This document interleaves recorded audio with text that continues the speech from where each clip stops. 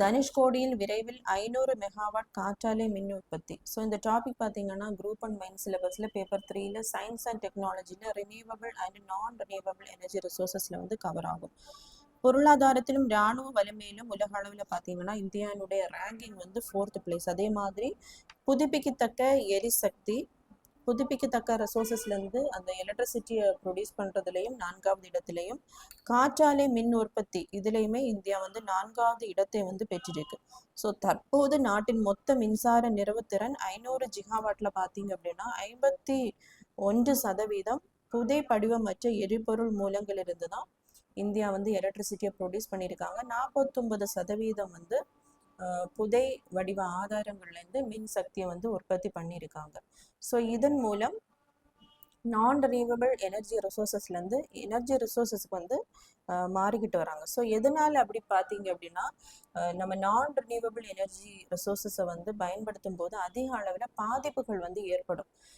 கோல், petroleum, gases இதெல்லாமே நான் renewable energy resources. இது அதிக அளவில் சூடேற்றி தான் என்ன பண்ணுறாங்க அப்படின்னா எலக்ட்ரிசிட்டியை மின் உற்பத்தி பண்ணுறாங்க. இப்படி பண்ணும்போது நிறைய க்ரீன் ஹவுஸ் கேஸஸ் ரிலீஸ் ஆகும் அட்மாஸ்பியரில்.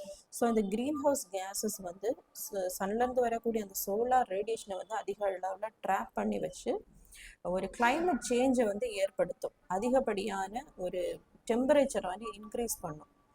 அதனால தான் நான் ரினியூவபிள் எனர்ஜி ரிசோர்ஸஸ்லேருந்து ரினியூவபிள் எனர்ஜி ரிசோர்ஸஸ்க்கு மாறிக்கிட்டே இருக்காங்க.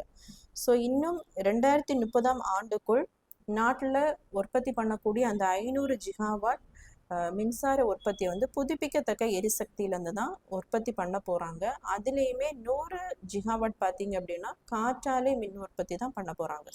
எந்தெந்த மாநிலங்கள் அப்படின்னு பார்த்தோம்னா தமிழகம், குஜராத், கர்நாடகம், மகாராஷ்டிரம் இந்த மாநிலங்களில் தான் இந்த திட்டத்தை முன்னெடுக்க போகிறாங்க.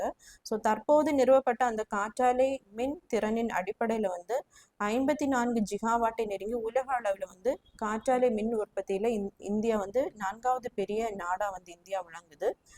அந்த 2030 500 ஜிகாவாட்டில் 100 ஜிகாவாட் காற்றாலை மின் உற்பத்தியில் தான் எலக்ட்ரிசிட்டியை ப்ரொடியூஸ் பண்ண போகிறோம். அதற்காக 2 மாநிலங்களை செலக்ட் பண்ணியிருக்காங்க. எந்தெந்த மாநிலங்கள் அப்படின்னு பார்த்தோம்னா குஜராத் மற்றும் தமிழகத்தில் இருக்கக்கூடிய தனுஷ்கோடியில் தான் இந்த காற்றாலை மின் உற்பத்தியை நிறுவ போகிறாங்க.